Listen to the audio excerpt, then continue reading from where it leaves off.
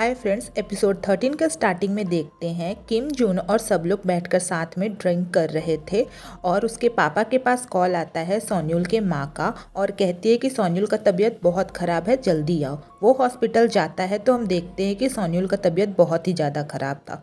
उसके पास तभी किम जून का कॉल आता है और वो कहता है कि मैंने एक बच्चे को अभी हिट कर दिया है, तुरंत मेरे पास आओ। और किम जून टक्कर मारने के बाद गनवू को उठाता है, अपने गाड़ी के बैक सीट पर रखता है और वहाँ से लेके सीधे कंस्ट्रक्शन साइट पर पहुँच जाता है। तब तक गनवू पूरे होश में था और जिंदा भी था और वो अपने माँ को पुकार रहा था। तब तक वहाँ पर सोन्यूल का पापा आता है और वो उसे सब कुछ बताता है कि ऐसा ऐसा मेरे साथ हुआ है और मैं नहीं चाहता कि ब्लू हाउस के रास्ते में मेरे पास कोई आए। मैं बहुत ही नज़दीक हूँ प्रेसिडेंसी इलेक्शन के, इसलिए ये सब काम तुम अपने ऊपर ले लो।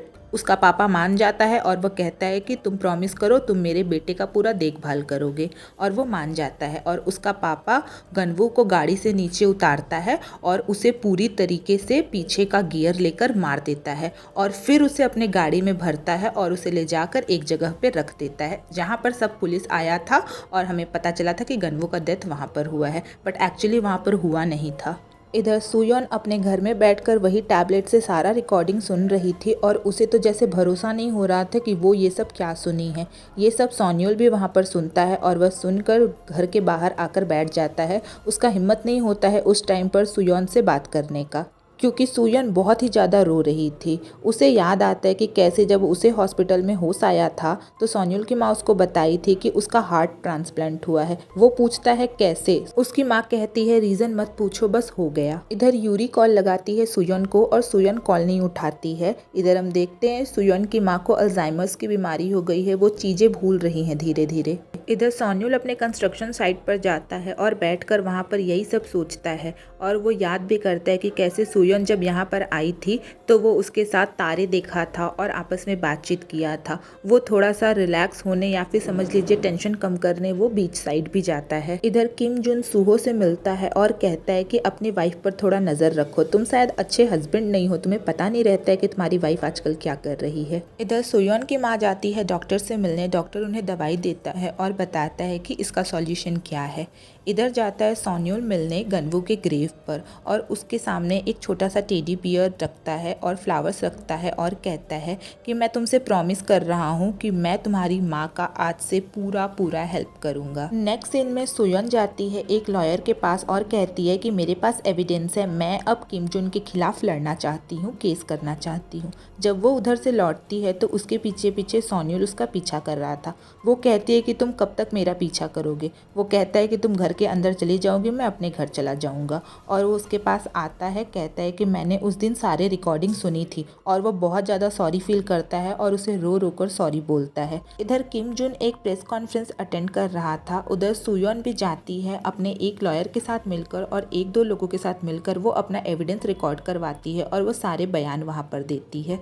इधर सूहो अपने घर में वही गनवू का टैबलेट खोज रहा था क्योंकि उसको किम जून कहता है कि वो टैबलेट किसी भी कीमत पर मुझे लाकर दो और उसे लॉकर में मिल जाता है। वो लेकर उसे पहुंच जाता है किम जून के पास। किम जून कहता है कि ये रियल वाला है ना, वो कहता है हाँ, और किम जून उस टैबलेट को एक बड़े से चीज से मारकर तोड़ देता है पूरी तरीके से और कहता है अब तुम्हारी वाइफ जी सकती है। इधर जब सुयन आती है घर में और देखती है उसका लॉकर खुला है और वहाँ से टैबलेट गायब है तो वो सूहो को कॉल करती है और सूहो को बुलाती है। सुयन पूछती है तुमने ही वो टैबलेट गायब किया है क्या? सूहो कहता है हाँ। सुयन कहती है कि तुम कैसे ऐसा कर सकती हो, किम जून हमारे बच्चे को मारा है। वो कहता है कि मैं तुमसे बहुत प्यार करता हूँ, मैं नहीं चाहता हूँ कि इन सब में तुम फंसो और तुम्हारे ऊपर किसी भी तरह का कोई प्रॉब्लम आए। मैं जानता हूँ कि मैं भगवान के पास जाऊँगा और मैं वहाँ पर नर्क झेल लूँगा।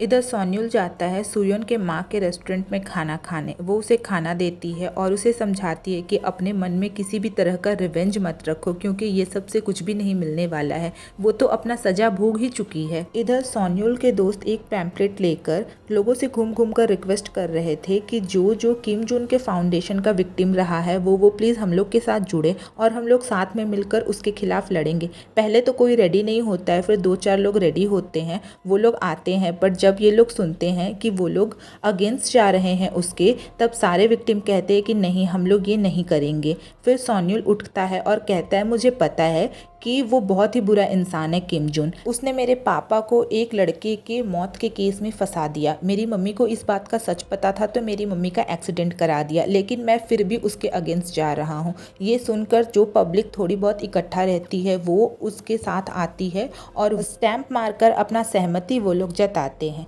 फिर सोन्युल बुलाता है सुयोन से मिलने के लिए और सुयोन वहाँ पर जाती है और सोन्युल कहता है कि इन सब में मैं भी तुम्हारा साथ दूंगा, तुम अपने आप को अकेला मत समझना क्योंकि ये मेरा भी मैटर है। वहाँ से निकल के सुयोन जाती है अपने माँ के घर और देखती है उसकी माँ घर में नहीं रहती है। वो बहुत टेंशन में आ जाती है और वो बाहर निकल के खोजती है तो उसकी माँ एक जगह पर बैठी थी और उसकी माँ कहती है गनवू के बारे में उससे बात करने लगती है। तो वो समझ जाती है कि इसकी माँ को कुछ हो गया है और वह उसे लेकर घर जाती है और सुला देती है उसे। फिर वो कॉल करके डॉक्टर से पूछती है तो डॉक्टर उसे बताता है कि हाँ, उसे अल्जाइमर्स हो गया है। और सुयन को पता चलता है कि उसका बयान कोई भी न्यूज़ एजेंसी नहीं ले रहा है, इवन अभी तक रिपोर्ट भी फाइल नहीं हुआ है। तो सुयन कहती है कि मैं एक नया रास्ता खोज रही हूँ और वह as a author come back करती है। सारे लोग बहुत खुश होते हैं क्योंकि वो बहुत दिन बाद कम बैक की हुई होती है। रिपोर्टर उससे पूछते हैं कि हम लोग कभी नहीं सोचे थे कि आप इतने साल बाद कम बैक करेंगे, आप इस बार कौन से बुक के साथ कम बैक की है। वो कहती है मैं इस बार अपनी ज़िंदगी पर आधारित रियल इंसिडेंट पर बुक लिखी हूँ जो कि मेरे बेटे के ऊपर है। इधर सोन्युल बाइक से निकलता है और अपने मन में सोचता है कि अगर किम जुन को सजा नहीं मिला तो मैं अपने इन्हीं हाथों से उसे मारूंगा सुयोन, तुम्हारे लिए। और हम नेक्स्ट सीन में देखते हैं कि सोन्युल सच में किम जुन का गला पकड़ा हुआ है और एक ब्रिज के एज पर खड़ा है और किम जुन को नीचे की तरफ पुश कर रहा है। इधर पर सुयन बताती है कि जिसने मेरे बेटे का मर्डर किया है वो आज भी जिंदा है और आप सब लोग उसको अच्छे से जानते हैं, उसका नाम है किम जुन। और यहीं पर ये एपिसोड एंड हो जाता है। एक्सप्लेनेशन पसंद आया हो तो प्लीज़ लाइक शेयर कमेंट करिएगा। मिलते हैं नेक्स्ट एपिसोड में, तब तक के लिए बाय।